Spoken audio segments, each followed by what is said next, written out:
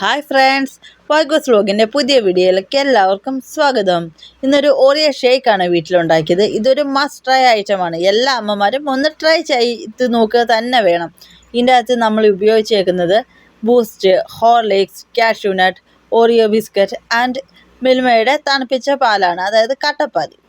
ഇതിൻ്റെ അകത്ത് വളരെയധികം കുറച്ച് സാധനങ്ങൾ മാത്രമേ യൂസ് ചെയ്തിട്ടുണ്ട്. അതുകൊണ്ട് തന്നെ ബഡ്ജറ്റ് ഫ്രണ്ട്ലിയാണ്. ഒരു കടയിൽ പോയാലും എനിക്ക് തോന്നുന്നില്ല ഇതുപോലെ കുറഞ്ഞ ചിലവിൽ ഒരു ഷേക്ക് കിട്ടുമെന്ന് തന്നെ. സോ എല്ലാവരും ഒന്ന് ട്രൈ ചെയ്യണേ. തുടക്കം തന്നെ ജാറിൻ്റെ അകത്തേക്ക് ഞങ്ങൾ 4 ടേബിൾ സ്പൂൺ പഞ്ചസാരയാണ് ഉപയോഗിച്ചത്. അതിനുശേഷം ജാറിൽ കാഷ്യൂനട്ട്, ബൂസ്റ്റ്, ഹോർലിക്സ്, അതുപോലെ നമ്മുടെ ഓറിയോയുടെ ബിസ്ക്കറ്റും ഇടുന്നുണ്ട്. ഇവയെല്ലാം ചേർത്ത് നല്ല രീതിയിൽ മിക്സ് ചെയ്തെടുക്കുക.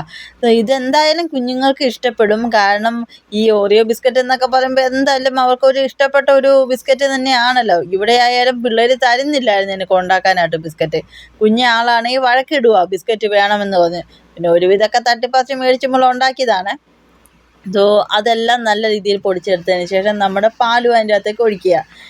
ഒഴിച്ചതിന് ശേഷം നോക്കിക്കേ, നമ്മുടെ റെസിപ്പി റെഡി ആയിട്ടുണ്ട്.